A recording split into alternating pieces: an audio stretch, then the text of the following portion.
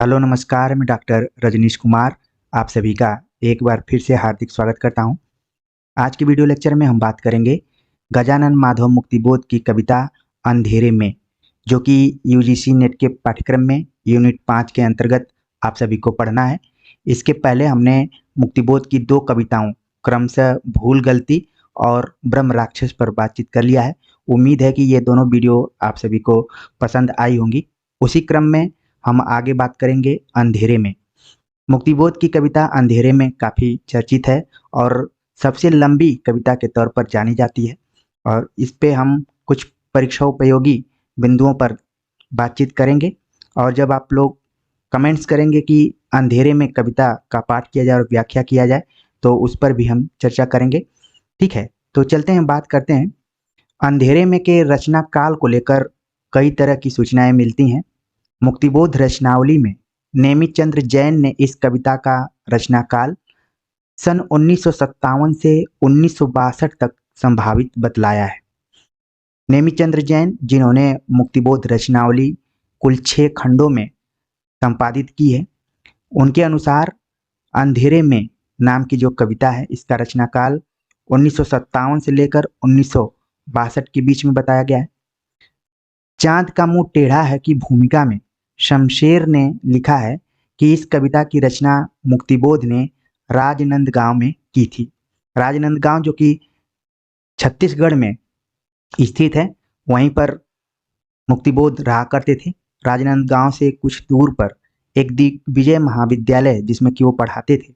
और संयोग की बात यह है कि जब मैं छत्तीसगढ़ में अध्यापन कार्य कर रहा था, तो मुक्तिबोध के जन्म दिवस पर उनके बेटे रमेश मुक्तिबोध से मेरी बातचीत हुई थी, मुलाकात हुई थी, और मुक्तिबोध से रिलेटेड कई जाने अनजाने पहलुओं पर चर्चा भी हुई।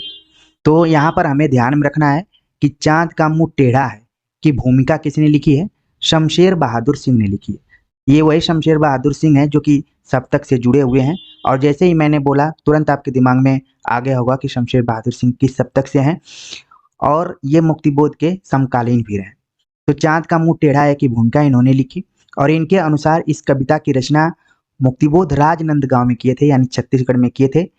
और ये घटना उस समय जोड़कर बताते हैं कि सन 1961 में उन्हें यानी मुक्तिबोध ने शमशेर बहादुर सिंह को वहां अपनी जो 3 बहुत लंबी और लाजवाब कविताएं सुनाई थीं, उनमें एक कविता अंधेरे में भी थी। इसी भूमिका में उन्होंने यह भी लिखा है कि नागपुर में एम्प्रेस मिल के मजदूरों पर जब गोली चली थी, तो रिपोर्टर की हैसियत से मुक्तिबोध घटना स्थल पर मौजूद थे। उन्होंने सिरों का फूटना और खून का बहना अपनी आंखों से देखा था। अंधेरे में पर बातचीत करते समय ये वीडियो इसलिए लाना जरूरी था कि जब हम व्याख्या पर चर्चा करेंगे, तो इसके पहले की पृष्ठभूमि आप सभी को पता होनी चाहिए कि आखिरकार मुक्तिबोध ने अंधेरे में नाम से कविता क्यों लिखी, उसकी पृष्ठभूमि क्या रही है। तो धीरे धीरे प्रकाशन वर्ष के बाद आपके दिमाग में ये चीज़ें बननी शुरू हो गई होंगी कि आखिरकार अंधेरे में मुक्तिबोध ने क्यों लिखा। क्योंकि यहाँ पर शमशेर बहादुर सिंह बता रहे हैं कि नागपुर में जब मुक्तिबोध रहा करते थे, तो वहाँ पर एम्प्रेस मिल के मजदूरों पर गोली चली थी, और मुक्तिबोध वहाँ पर रिपोर्टर की हैसियत से घटना स्थल पर मौजूद थे। और इस घटना का उनके ऊपर इतना प्रभाव पड़ा कि अंधेरे में जैसी उन्होंने कविता लिखी। क्या प्रभाव पड़ा कि जब गोलियां चली तो लोगों के सिर फूट गए, खून बहना शुरू हो गए। ये सब उन्होंने अपनी आंखों से देखा था। आगे है कि उनके अनुसार अंधेरे में शीर्षक उनकी सशक्त और मार्मिक कविता उनके नागपुर जीवन के बहुत सारे संदर्भ अपने अंदर समेटे हुए है। नागपुर रेडियो में मुक्तिबोध के सहकर्मी अनिल कुमार का भी लक्षित मुक्तिबोध में कहना है कि अंधेरे में कविता की पृष्ठभूमि एम्प्रेस मिल गोलीकांड से संबंधित है। तो यहाँ पर दो विद्वानों की बात की गई। एक तो शमशेर बहादुर सिंह का मानना है कि एम्प्रेस मिल के मजदूरों पर जो घटना घटी थी वही अंधेरे के पृष्ठभूमि में है। और साथ में ये बताया गया कि जब मुक्तिबोध नागपुर रेडियो में काम कर रहे थे, तो उनके सहकर्मी, जिनकी एक पुस्तक का नाम है लक्षित मुक्तिबोध, अनिल कुमार, उनका भी मानना है कि अंधेरे में कविता की पृष्ठभूमि एम्प्रेस मिल गोलीकांड ही है। ठीक है, तो ये घटना आप अपने दिमाग में रखिए। व्याख्या पढ़ते समय या फिर अंधेरे में का पाठ करते समय इन चीज़ों को ध्यान में रखना है। इन सभी विद्वानों के अतिरिक्त विष्णु चंद्र शर्मा ने मुक्तिबोध की आत्मकथा लिखी है। इसमें इस गोलीकांड की जो चर्चा की है उससे पता चलता है कि मुक्तिबोध घटना स्थल पर नया खून के रिपोर्टर की हैसियत से मौजूद थे। तो एक से एक तथ्य आप देख रहे हैं जो कि अंधेरे में मुक्तिबोध क्यों कविता लिखते हैं, उसके पीछे की क्या पृष्ठभूमि रही है। तमाम विद्वानों के अनुसार मैंने बताया कि कहाँ कहाँ पर इसके हमें सूत्र मिल रहे हैं कि किस चीज़ से प्रभावित होकर अंधेरे में उन्होंने कविता लिखी है। रेडियो की नौकरी छोड़कर उन्होंने यानी मुक्तिबोध ने अक्टूबर 1956 में नया खून का संपादन स्वीकार किया था और प्राय अप्रैल 1958 तक वे उसमें रहे थे। इम्प्रेस मिल के मजदूरों की हड़ताल और गोलीकांड इसी बीच हुए होंगे। उक्त गोलीकांड के अनुभवों का उपयोग उन्होंने कुछ दिनों के बाद अंधेरे में कविता में किया जब वे अनुभव परिपक्व हो गए। सितंबर 1964 में जब चांद का मुंह टेढ़ा है छपकर आया तो उसमें यह कविता संकलित थी। यह कविता 8 खंडों और लगभग 40 पृष्ठों में लिखी गई है। इसीलिए मैंने कहा कि आप सभी कमेंट्स करेंगे तो इन्हीं 8 खंडों पर हम चर्चा करेंगे, पाठ करेंगे, क्योंकि ये कविता लंबी है, 40 पृष्ठों की कविता है और ये पृष्ठ अलग अलग फॉर्मेट में अलग अलग संख्या में भी आ सकते हैं। हालांकि लगभग एक मानी गई है। हालांकि मेरे पास जो किताब है उसमें कुल 57 पृष्ठ में ये कविता है। लेकिन हमें परीक्षा के दृष्टिकोण से ध्यान में रखना है कि सही मायने में अंधेरे में के जो प्रकाशन को लेकर विवाद रहा है, लेकिन अंततः ये माना गया कि सन 1964 में चांद का मुंह टेढ़ा है जो संकलन छप कर आया और ये प्रथम संकलन है। जब हम ब्रह्म राक्षस पर बातचीत कर रहे थे तो वहां पर भी इस संकलन का हमने जिक्र किया था। तो उसमें अंधेरे में कविता भी शामिल रही और ये 8 खंडों में विभाजित है। ये भी हमें इम्पोर्टेंट रूप से ध्यान में रखना है। इस चांद का मुंह टेढ़ा है की भूमिका तो शमशेर बहादुर सिंह ने लिखी है, लेकिन शमशेर बहादुर सिंह के अतिरिक्त एक और साहित्यकार हैं जिनका कि काफ़ी इम्पोर्टेंट रोल है मुक्तिबोध की कविताओं का संकलन करने में, जिनका नाम है श्रीकांत वर्मा।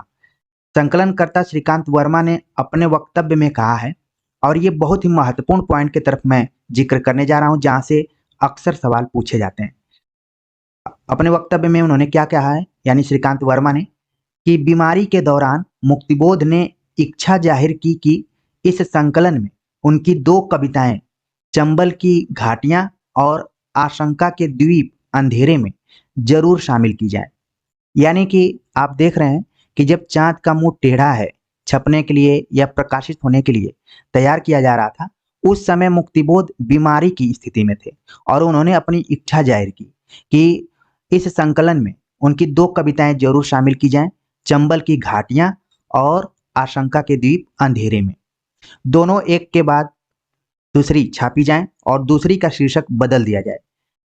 मतलब कि आशंका के द्वीप अंधेरे में इसके शीर्षक को बदलने का भी आग्रह मुक्तिबोध ने किया था। और ये सवाल पूछा जाता है कि जिस अंधेरे में कविता को हम सभी जानते हैं उसका पहले क्या नाम था। तो यहाँ पर आप कंसंट्रेट होकर देखिए कि आशंका के द्वीप अंधेरे में, और शीर्षक अपने आप किसी ने नहीं बदला बल्कि मुक्तिबोध ने ही इच्छा जाहिर की थी। उन्होंने कहा था कि आशंका के द्वीप अंधेरे में शीर्षक एक विशेष मन स्थिति के प्रवाह में मैंने दिया था। उनकी इच्छा के मुताबिक शीर्षक से मैंने आशंका के द्वीप हटा दिया है। यानी कि यहाँ पर जो मैंने शब्द आया हुआ है ये श्रीकांत वर्मा का है। श्रीकांत वर्मा से मुक्तिबोध ने कहा था कि आप लोग जब भी चांद का मुंह टेढ़ा है प्रकाशित करें तो इसमें 2 कविताएं जरूर मेरी शामिल करें, और दूसरी जो कविता है उसका शीर्षक बदल दें। आशंका के द्वीप अंधेरे में मैंने जब इसका नाम रखा था तो एक विशेष मन स्थिति के प्रवाह में मैंने रख दिया था। और उनकी इच्छा को पूरा करते हुए श्रीकांत वर्मा ने आशंका के द्वीप को हटा दिया और इसके बाद क्या बचा, अंधेरे में बचा, जिसे कि हमें पढ़ना है। फिर भी श्रीकांत वर्मा को लगता है कि यह शीर्षक इस कविता के अर्थ को अच्छी तरह व्यंजित करता है। अगर ये पूरा भी रहता तो भी कोई दिक्कत नहीं होती, लेकिन अंधेरे में अगर मुक्तिबोध ने कहा, उनकी इच्छा थी कि इसी नाम से छापा जाए, तो भी यह पूरी तरीके से जिस लिए कविता लिखी गई है उसके अर्थ को व्यंजित करती है। ये दोनों ही कविताएं उनकी बीमार पड़ने के कुछ ही समय पहले की कविताएं हैं और इस दृष्टि से अब तक की कविताओं में ये उनकी अंतिम कविताएं हैं। अंधेरे में के संदर्भ में आपको ये भी ध्यान में रखना है कि मुक्तिबोध की अंतिम कविता में इसको शामिल किया गया है। चांद का मुंह टेढ़ा है के प्रकाशन और मुक्तिबोध की मृत्यु यानी सितंबर 1964 के बाद कल्पना के नवंबर 1964 के अंक में यह कविता प्रकाशित हुई, आशंका के द्वीप अंधेरे में शीर्षक से, जिसका मतलब यह है कि श्रीकांत वर्मा से इस कविता के शीर्षक में परिवर्तन करने की बात कहने के पहले ही उन्होंने उसे कल्पना में प्रकाशन के लिए भेज दिया था। तो यहाँ पर हमें परीक्षा के दृष्टिकोण से ध्यान में रखना है कि अंधेरे में जो कविता है वो किस पत्रिका में प्रकाशित हुई थी, तो कल्पना पत्रिका में। और जैसे ही मैंने कल्पना पत्रिका का नाम लिया आपके दिमाग में तुरंत आ गया होगा कि ये पत्रिका कहाँ से निकलती थी।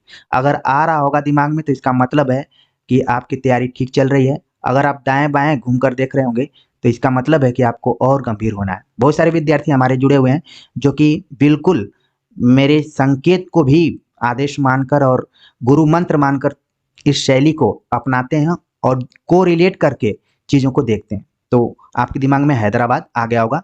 बद्री विशाल पित्ती इसके संपादक थे और उन्होंने इसका संपादन किया था।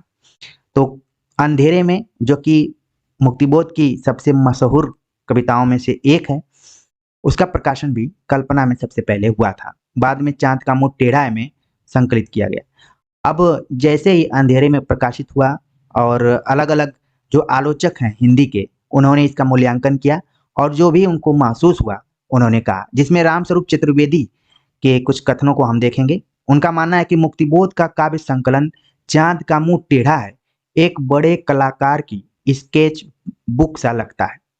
दूसरा इनका कथन है कि अंधेरे में के लंबे खंडों में कवि की समस्या है समाज के उत्थान पतन और आंदोलन के बीच अपनी रचना के प्रेरक तत्वों का अभिज्ञान, रचना कैसे बाहर से अंदर आती है और फिर कैसे बाहर दूर दूर तक परिव्याप्त हो जाती है, इसको बतलाना। तो यहाँ पर आप देख रहे हैं कि जितनी कठिन अंधेरे में कविता है उतना ही कठिन यहाँ पर रामस्वरूप चतुर्वेदी इत्यादि के कथन भी दिखाई पड़ रहे हैं। फिर भी आपको ध्यान में रखना है कि जहाँ पर भी संवेदना इत्यादि की चर्चा की जाए तो उसको आप रामस्वरूप चतुर्वेदी से जरूर जोड़कर देखें। जैसा कि हमने बताया कि चांद का मुंह टेढ़ा है की भूमिका शमशेर बहादुर सिंह ने लिखी, तो जाहिर सी बात है कि उनके कुछ कथन महत्वपूर्ण होंगे। उन्होंने अंधेरे में कविता का मूल्यांकन करते हुए लिखा कि यह कविता देश के आधुनिक जन इतिहास का स्वतंत्रता पूर्व और पश्चात एक दहकता इस्पाती दस्तावेज है। इसमें अजब और अद्भुत रूप से व्यक्ति और जन का एकीकरण किया गया है। तो जब हम कविता का पाठ करेंगे और उसकी व्याख्या करेंगे तो ये कथन आप सभी ध्यान में रखिए, जिससे कि अर्थ खुलने में हमें मदद मिलेगी। रामविलास शर्मा भी इन आलोचकों में शामिल रहे। खासतौर से मुक्तिबोध की अगर कोई कड़ी आलोचना किया है तो रामविलास शर्मा ने किया है और उस किताब का नाम है नई कविता और अस्तित्ववाद। बहुत सारे विद्यार्थी यहाँ जो जुड़े हुए हैं वो हो सकता है कि पढ़े भी हों, नहीं पढ़े हों तो इस कविता को जरूर इस बुक को ध्यान में रखिए। कई बार सीधे सीधे पूछ लिया जाता है कि किसकी किताब है। तो नई कविता और अस्तित्ववाद पुस्तक में रामविलास शर्मा ने मुक्तिबोध का मूल्यांकन करते हुए उनकी कविताओं को ध्यान में रखते हुए कई महत्वपूर्ण कथन प्रस्तुत किए हैं, जिसमें अंधेरे के संदर्भ में उन्होंने कहा कि यह कविता अपराध भावना का अनुसंधान है। इसके अतिरिक्त इन्होंने इस पर अस्तित्ववाद का भी प्रभाव देखा है। रामविलास शर्मा के अनुसार यह कविता अरक्षित जीवन की कविता है। ऐसा लगता है कि अंधेरे में कवि जो है अपने को सुरक्षित महसूस नहीं कर रहा है, उसका जीवन खतरे में है। लेकिन रामविलास शर्मा की स्थापनाओं का सबसे ज्यादा अगर किसी ने विरोध किया है या फिर उसका खंडन किया है तो वो नामवर सिंह है और इनकी पुस्तक का नाम है कविता के नए प्रतिमान। अगर आप सभी इस किताब को देखेंगे कविता के नए प्रतिमान में, तो नामवर सिंह ने 2 बार अंधेरे में की व्याख्या की है, यानी कि 2 बार इन्होंने लंबे लंबे लेख लिखे हुए हैं। और जब मैं इस लेक्चर को तैयार कर रहा था तो उन लेखों को पढ़ा और मेरे दिमाग में आया कि सबसे पहले मैं नामवर सिंह के अनुसार ही इसकी व्याख्या बताऊं आप सभी को। फिर लगा कि नहीं, परीक्षा के दृष्टिकोण से कई लोगों को शामिल करना चाहिए। तो कविता के नए प्रतिमान में जो नामवर सिंह है उन्होंने मुक्तिबोध को एक तरीके से स्थापित किया है, जिस मुक्तिबोध की आलोचना तमाम पहले के आलोचक कर रहे थे। नामवर सिंह ने एक बार फिर से उनको केंद्र में रखा और उनकी कविता का एक तरीके से सकारात्मक मूल्यांकन करते हुए कहा कि ये आरक्षित जीवन की कविता, अपराध भावना की कविता, अस्तित्ववाद इत्यादि से, रहस्यवाद से नहीं है, बल्कि इसमें अस्मिता की खोज की बात की गई है। इसमें जो कवि है अस्मिता की खोज की कोशिश करता है। हालांकि जब आप कविता पढ़ेंगे तो इसमें अस्मिता शब्द का प्रयोग नहीं कहीं किया गया है। नामवर सिंह ने भी इसको स्वीकार किया है, उनकी ही मैं पंक्ति बोल रहा हूँ। उन्होंने लिखा है कि अस्मिता का प्रयोग नहीं किया गया है, बल्कि यहाँ पर अभिव्यक्ति शब्द का प्रयोग उन्होंने कहा। और आपने कविता भी पढ़ी होगी, अभिव्यक्ति के सारे खतरे उठाने ही होंगे, और आगे की पूरी कविता है। तो उसी से जोड़कर उन्होंने कहा कि अभिव्यक्ति का जुड़ाव अस्मिता से है, यानी कि अस्मिता की खोज से है। तो नामवर सिंह की किताब पढ़नी काफी जरूरी है। फिर भी आप ध्यान में रखिए, अगर कथन आ जाता है तो मुझे उम्मीद है कि आप लोग कर लेंगे। नामवर सिंह के अतिरिक्त इंद्रनाथ मदान के भी कथन है कि यह कविता आत्म संशोधन का अनुसंधान है। निर्मला जैन के अनुसार अंतःस्थल का विप्लव है। प्रभाकर माचवे ये भी तार सप्तक से जुड़े हुए थे, और तुरंत आपके दिमाग में आ गया होगा कि किस सप्तक में थे, और मुक्तिबोध के समकालीन भी थे और साथ में रहते थे। इन्होंने इस कविता को लावा, मात्र एक शब्द दिया हुआ है, लावा। अब लावा की क्या प्रकृति है, क्या इसकी प्रवृत्ति है, तुरंत आप समझ में आ गया होगा कि कैसे ये कई बार विस्फोट इत्यादि करता है। तो ये उनके समकालीन और कुछ जो महत्वपूर्ण हिंदी के आलोचक थे उनके कथन थे। बाकी ऊपर में मैंने अंधेरे में कविता के प्रकाशन को लेकर, उसके नामकरण को लेकर, अंधेरे में कितने खंड हैं इस पर चर्चा की, और इस कविता के लिखने की पृष्ठभूमि क्या रही है उसको भी समझाने का प्रयास किया, ताकि जब हम कविता पढ़ें तो इस पृष्ठभूमि को जरूर ध्यान में रखें और उसी से कविता की व्याख्या के अर्थ खुलेंगे। तो उम्मीद है कि आप सभी को ये लेक्चर पसंद आया होगा। कमेंट्स कर जरूर बताइएगा। बाकी आगे हम और भी महत्वपूर्ण जो चीज़ें हैं परीक्षाओं के दृष्टिकोण से, इस पर बातचीत करते रहेंगे। आप लोग लगातार बने रहिए और इसी तरीके से लगातार इस चैनल के प्रति अपना प्रेम दिखाते रहिए और अपने दोस्तों को बताते रहिए। मिलते हैं एक नए टॉपिक के साथ, तब तक के लिए नमस्कार।